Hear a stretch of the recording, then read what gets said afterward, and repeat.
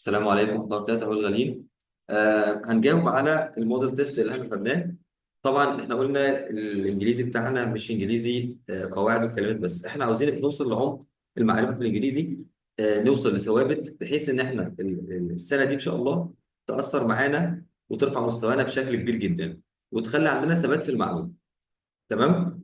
يلا نبدأ. in English المفروض هنا تبقى معلش دي there، مش they. there are. اه There are three types of sounds. هناك ثلاث أنواع من الأصوات. وطبعا قلنا الثلاث أنواع دول نغير الخط بس. هيبقى vowels، أصوات متحركة، اللي هو اللسان ما بيلمسش أي جزء من الفم، عشان كده تيار الهواء خارج مباشر. عندنا النوع الثاني اسمه، شيل بس النقط، consonants، الأصوات الساكنة، اللي هي آه، اللسان بيسكن. اسمها ساكنة عشان اللسان بيسكن لما بيلمس نقطة محددة في أو مكان معين في الفم. آخر صوت، آخر حاجة خالص اللي هي and. هنسميها كمان إيه؟ آخر حاجة اللي هي semi vowels، الأصوات نص متحركة أو نص ساكنة. semi vowels أو semi consonants، أو أصوات نص ساكنة. طبعا قلنا نصف ساكنة أو نصف متحركة ليه؟ لأن هي بتاخد نص الإجراء اللي بيحصل مع الصوت نفسه. يعني هي نصف متحركة علشان الهواء مش خارج طوالي على طول، مش بقول إي ده الهواء، لا أنا بقى بقول يا. فالواو والياء الاتنين بيحصل فيها خنقة شوية للصوت بس، يبقى تيار الهواء ما خرجش طوالي، يبقى ما عملش زي الفاولز، وفي نفس الوقت ما حصلوش قفل زي مثلا ده قفله واللسان لمس سقف الفم او جزء من الفم، فقفل تيار الهواء وعمل له اعاقه. لا، يبقى كده اسمها سيمي فاولز. شرحنا طبعا عشان الناس اللي ما كانتش حاضره معانا قبل كده. consonant sounds، الاصوات الساكنه، are the sounds، هي الاصوات in the production of which، التي في انتاجها او لاجل انتاجها to a come together. قلنا الاصوات الساكنه عشان اسمها ساكنه عشان اللسان بيسكن، يبقى في عندنا حاجتين بيشتركوا فيها، لا اما شفتين لا اما لسان وسقف فم، حاجه من النوع ده.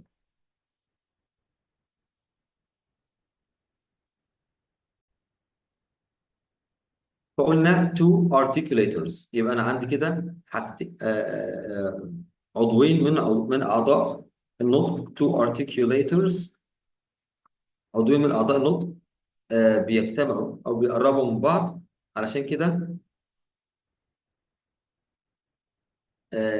بعرف انطق الاصوات الساكنه. so that، طبعا بيقربوا للعضوين دول so that، حتى او لكي حتى ان the air stream، تيار الهواء is بيحصل له ايه يا شباب؟ بيحصل له obstruction، يبقى obstructed. تيار الهواء obstructed بيحصل له اعاقه شويه اهو، بقول فكده قفلت بقي خالص. ماشي. and cannot get out freely، ما بيقدرش يخرج خارج الفم بشكل حر. السؤال اللي بعده most consonants are divided into voiced or unvoiced or voiceless sounds. معظم الأصوات الساكنة بتقسم إلى أصوات فيها vibration voiced، أو أصوات ما فيهاش vibration بسميها لا إما unvoiced لا إما voiceless. طب ده بقى depending on، اعتمادا على إيه؟ ده vibration. الفايبريشن اللي هنا اللي فين هنا اسمها larynx، الحنجرة فيها يا شباب حبلين صوتيين كده، شكلهم كده مثلث لجوه. سبحان الله، في ادمز ابل، في تفاحه ادم هنا، اسمهم فوكال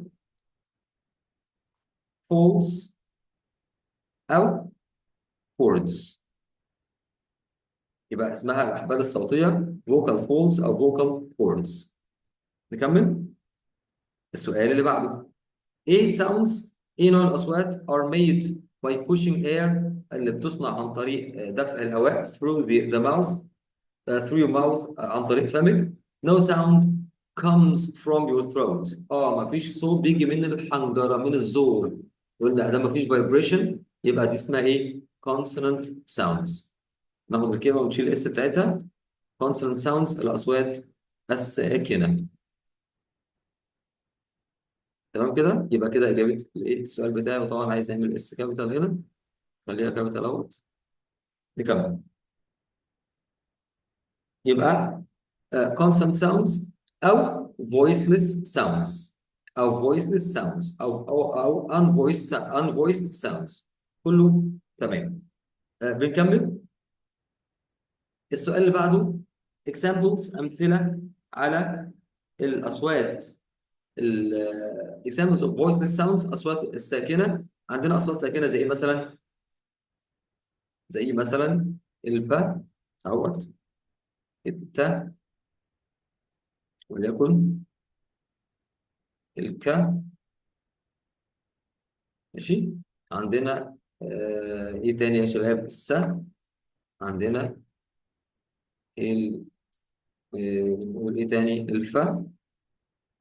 عملت سيتا. إيه بتعمل سيتا دي كده؟ الف في إيه بالظبط؟ مش عارف، في حاجة مش مظبوطة في الكيبورد. نشوف كده. ماشي. برضو في حاجة مضغوط عليها مش مظبوطة يعني.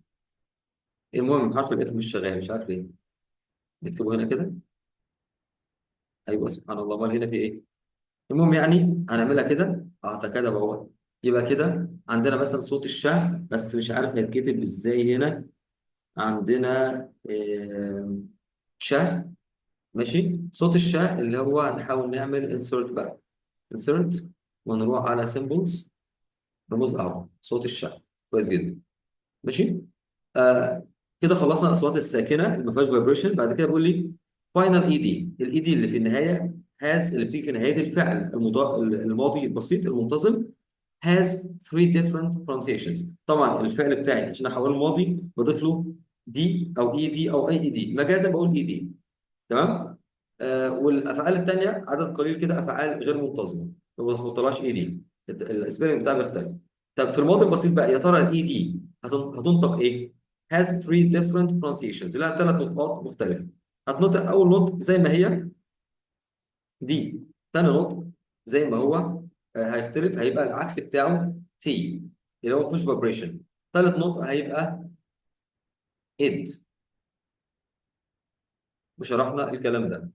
بعد كده the present continuous المضارع. هنشرحها تاني عشان الناس، معلش. كلمة زي كلمة save اس اي في اي، اخرها صوت في، مش حرف الاي، اخرها صوت في. طبعا لما اجي اضيف لها دي، الفي الصوت الاخير ده اهو صوت voiced، يعني في vibration.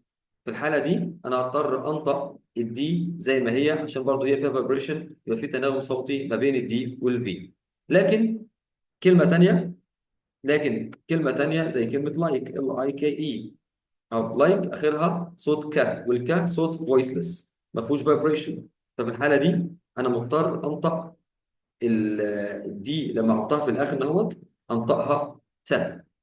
هتبقى اكني بالظبط كاتبها كده لايك ت، لايك ت، اكني حاطط تي بالظبط. اخر حاجة عشان التناغم الصوتي، اخر حاجة كلمة زي كلمة بلانت، يزرع. الماضي بتاعها هيبقى planted. ايه اللي حصل؟ نطقت الاي قبل الدي، علشان عمري ما ينفع انطقها دي لوحدها او تي لوحدها، مستحيل. خلصنا الفكره. The present continuous المضارع المستمر is used to say that، يستخدم لنقول ان an action is not finished. ايوه صح، الاكشن بتاعي is not finished غير منتهي. تاني، المضارع المستمر بقول لك انا بعمل ايه دلوقتي. بعمل ايه دلوقتي؟ انا بدات فيه لكن لسه ما خلصتوش. تمام. he's having a shower means هو بياخد دش دلوقتي. معناها حاجات كتير بقى. معناها he is in the middle. he عايزين معناها خلي الاحمر. he is in the middle of doing the action. او he has started but has not finished yet. او آه you cannot meet him now. اهو you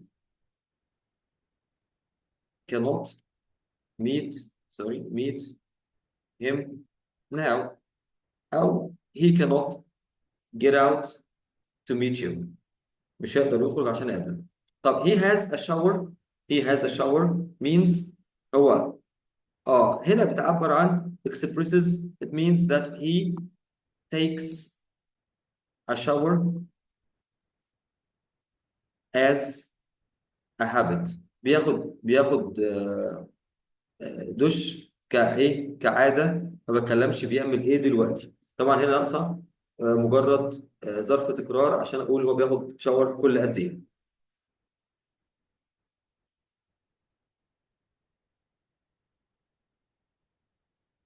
اوكي. تحت السؤال اللي بعده what's going on. ماذا يحدث means what's happening. معناها what's happening أو what is happening. what's happening ماذا يحدث الآن. خلاص. هكمل بقية ال questions. معانا بقية ال questions اهوت. ماشي. بيقول لي you are working hard today can be used in many situations. to imply ممكن تبقى imply support أو imply or irony. irony معناها سخرية. وقلنا سخرية معناها إيه؟ معناها أنت مش بعدتك يعني أنت النهاردة شغال طحن ليه كده؟ إيه الجديد ماذا في الجراب يعني. The company I work for isn't doing so well this year. Is it an advice or a threat and why؟ لا it is. صح كده؟ يبقى it زي ما بعض الناس الممتازة بعتت لي إجابات. It is neither an advice or nor a threat. ليه بقى؟ Because it is just a piece of information. مجرد معلومات مش هيتبني عليها حاجة. does your English get better? Correct the question. طبعا ما ينفعش عشان كلمة المعنى هنا ان في تغيير يبقى لازم السؤال بتاعي زمن مضارع مستمر. يبقى is your English getting better. عشان خاطر ايه انا it implies a change. بتعكس ان في تغيير بالنسبة للمستمع. The population of the world is increasing very fast. بيزيد بسرعة وطبعا زمن مضارع مستمر. This sentence implies that the population is increasing with a steady pace or a changeable pace. لا أكيد طبعا changeable pace. التغيير ده بيحصل بوتيرة متغيرة علشان أنا عندي زمن مضارع مستمر فيه تغير والتغير غير محسوب. أنا لو التغير محسوب كان هيبقى هستخدم مضارع بسيط increases. لكن بستخدم مضارع مستمر معناه التغير غير محسوب. اتمنى كده نكون فهمنا. هنكمل اسئله كمان ان شاء الله وحاول تتمرن عليها واشوفكم المره الجايه. والسلام عليكم ورحمه الله وبركاته.